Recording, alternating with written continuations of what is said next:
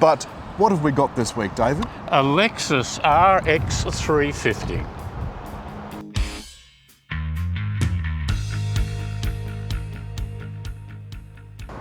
And Alan, the RX 350, it's not the hybrid version, but it is the all-wheel drive. We get on to design. This is a new design that's come out about, 12 months ago-ish. What do you think of the looks, David?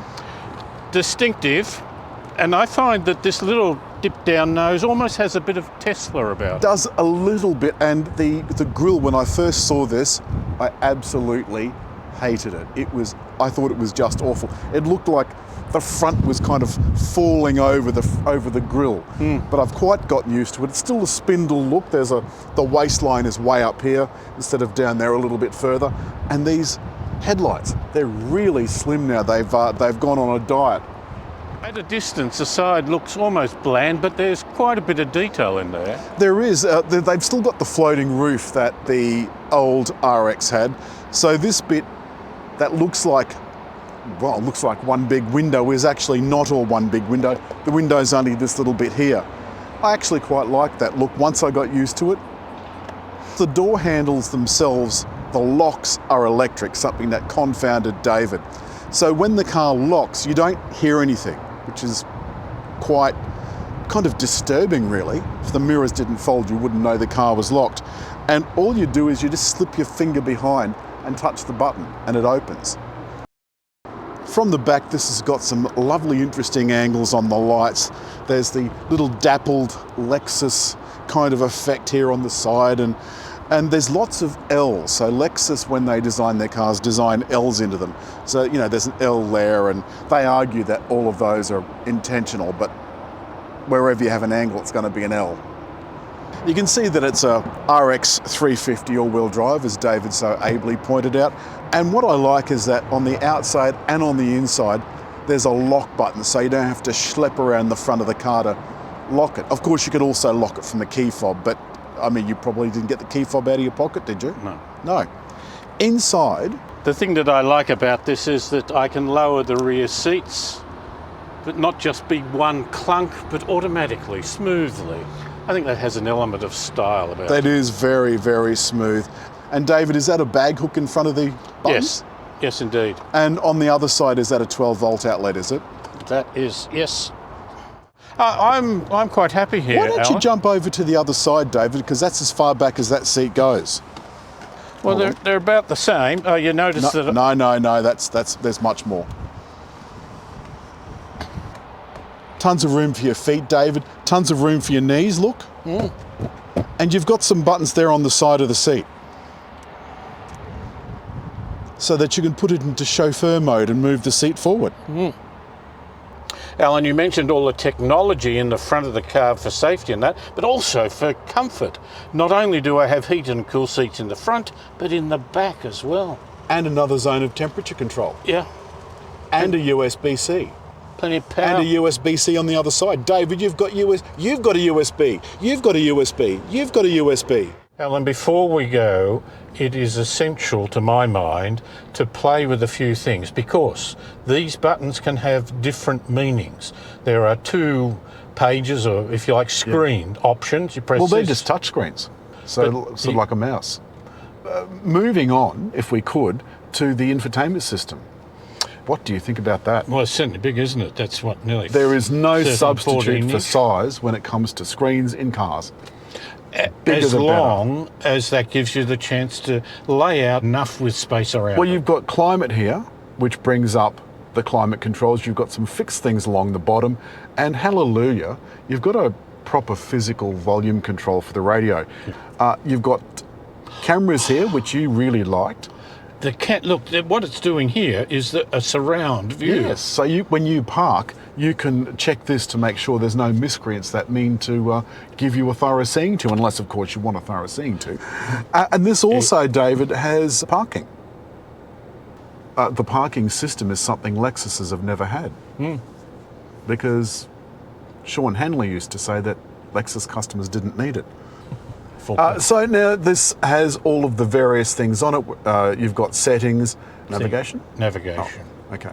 Now, navigation let me just bring this up for a moment. You'll see just here that David has been a busy boy. There's breadcrumbs all over the place, David. That's places you've been to. We've got wireless CarPlay, David, wireless CarPlay. But you'll notice in this section also, there's very easy access to absolutely everything. There's the drive modes and so on and so forth. And also with this climate menu, you can get access to the heated and cooled seats. Now, David has got this set so that it always faces north, and this goes to show just how individual settings can be. I absolutely hate that. I've got to have it facing in the direction of my travel or I get confused. How did you find the handling, David? We're going through this part that's usually gone through a little faster, but David thinks he's driving Miss Daisy. There's actually no in between, is there? It's Miss Daisy or one Fangio. Ah, look, this is very secure, comfortable, easy to drive and not get caught out. You don't panic if a corner tightens up a little. It's smooth.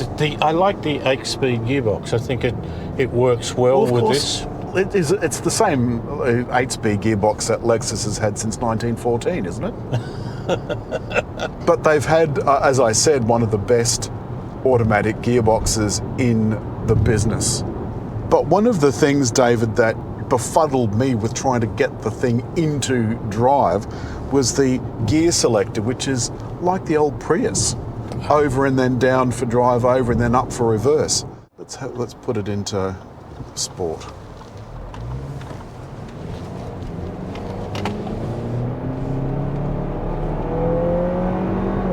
Did you notice any difference with sport, David? A little bit of the sound, not quite that throaty roar, but once you got some revs up to it and it's revved at just red line just over 6,000, it sounded well. This, of course, proficient. Brings us to the interesting point about the engines. Now it's got this 2.4 turbo 4-cylinder with how many kilowatts, David? 205 kilowatts and 430 newton meters of torque. That's pretty good.